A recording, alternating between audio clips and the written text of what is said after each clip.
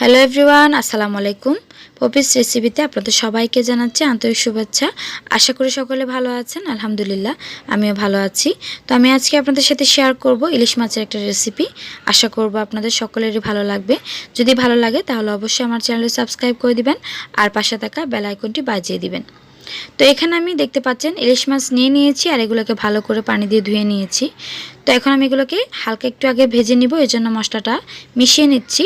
এখানে আমি যা যা মশলা নিয়েছি সেটা হচ্ছে অল্প পরিমাণ মরিচের গুঁড়ো আর অল্প পরিমাণ হলুদের গুঁড়ো, সামান্য পরিমাণ লবণ দিয়ে এগুলোকে প্রথমে আমি মাখিয়ে নিয়েছিলাম।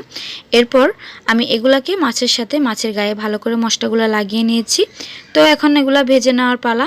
এর জন্য চুলায় আমি একটা প্যান বসিয়ে এর মধ্যে তেল দিয়ে দিয়েছি পরিমাণ মতো। আর এক পাশটা যখন ভাজা হয়ে আসছে অন্য পাশটা উল্টিয়ে দিয়েছি। দুই পাশটা ভালো করে ভেজে নেওয়ার পর আমি একটা প্যানের মধ্যে এগুলোকে উঠিয়ে নিচ্ছি। তেল দিয়ে যে মাছগুলো ভেজেছিলাম সেই তেলগুলো দিয়ে আমি মাছগুলোকে এখন রান্না করে নিব। এই জন্য অন্য একটা প্যানে আমি তেলগুলো দিয়ে দিয়েছি। আর এর মধ্যে পরিমাণ মতো দিয়ে দিয়েছি রসুন কুচি, দিয়ে দিয়েছি পেঁয়াজ কুচি পরিমাণ মতো। পেঁয়াজের পরিমাণটা আপনারা যাদের যেরকম পছন্দ কম বেশি কমিয়ে বা বাড়িয়ে নিতে পারেন। তো আমি ভালো করে পেঁয়াজ কুচি আর রসুন কুচিগুলো নরম করে নিয়েছি।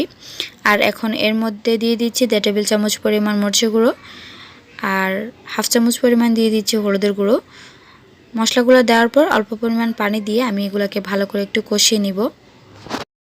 মশলাগুলোকে ভালো করে নেড়ে চেড়ে কষানো হয়ে গেলে আমি এখানে ভেজে রাখা মাছগুলো দিয়ে দিচ্ছি, ইলিশ মাছগুলো দিয়ে এগুলোকে আমি 10 মিনিট মতো রান্না করে নেব। যেহেতু আমি এগুলোকে আগে ভেজে নিয়েছি এই জন্য বেশিক্ষণ রান্না করার প্রয়োজন নেই। আমি এগুলোকে অল্প পরিমাণ পানি দিয়ে ভালো করে একটু নেড়ে চেড়ে আমি মাছগুলোকে ভালো করে একটু মশলার সাথে কষিয়ে নিব। এরপর আমি এখানে কাঁচামরিচ ফালি দিয়ে দিচ্ছি 3 থেকে 4টি, আর একটা বড় সাইজের টমেটো আমি বড় সাইজ করে কেটে নিয়েছি লম্বা করে। তো আমি এখন টমেটো কুচিগুলো দিয়ে দিচ্ছি, দিয়ে পরিমাণ মতো ধনিয়া পাতা কুচি দিয়ে আমি চুলার আঁচটা মিডিয়াম লোতে রেখে এগুলোকে 10 মিনিট মতো রান্না করে নিব। এই যে আমার মাছ রান্নাটা করা হয়ে গেছে। তো আশা করব আমার আজকের ভিডিওটা আপনাদের সকলের কাছে ভালো লেগেছে। সবাই ভালো থাকবেন, সুস্থ থাকবেন। আল্লাহ হাফেজ।